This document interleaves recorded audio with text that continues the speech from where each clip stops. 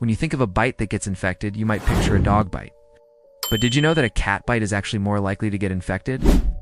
In fact, about 50% of cat bites end up getting infected, which is double the rate of dog bites. Dog bites may be more dramatic and cause more visible damage with lots of tearing and bruising, but they're less likely to get infected. Only about 10 to 15% of dog bites end up becoming infected. Cat teeth, on the other hand, are like tiny puncture needles that can inject bacteria deep into your joints and tendons. And once that bacteria is inside, it can spread quickly.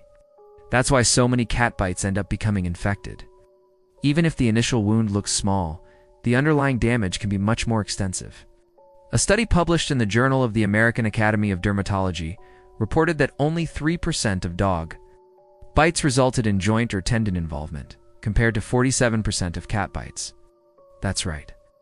Almost half of all cat bites involve damage to the deeper structures of the hand.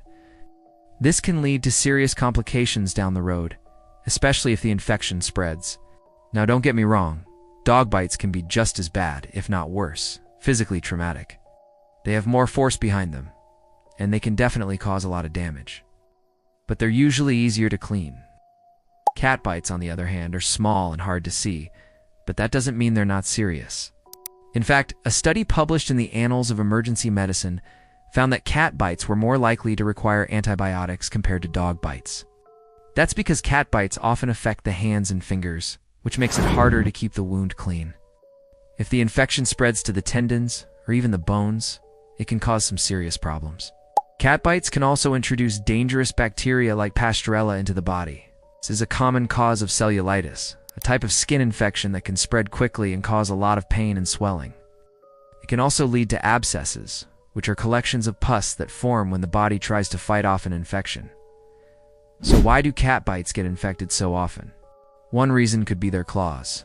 Cats use their claws for grooming, so they're always keeping their paws clean.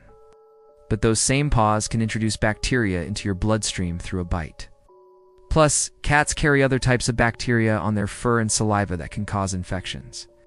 Dog bites, on the other hand, are usually less traumatic and less likely to introduce bacteria into the body. That's why they're less likely to get infected. Of course, there are exceptions to every rule.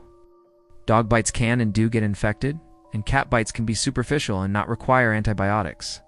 But as a general rule of thumb, it's important to remember that any bite can be serious and should be cleaned thoroughly and looked at by a medical professional. The bottom line, don't underestimate a cat bite.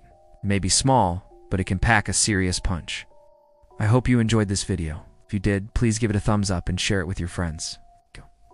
Don't forget to subscribe for more health tips and medical insights. Thanks for watching, and stay healthy.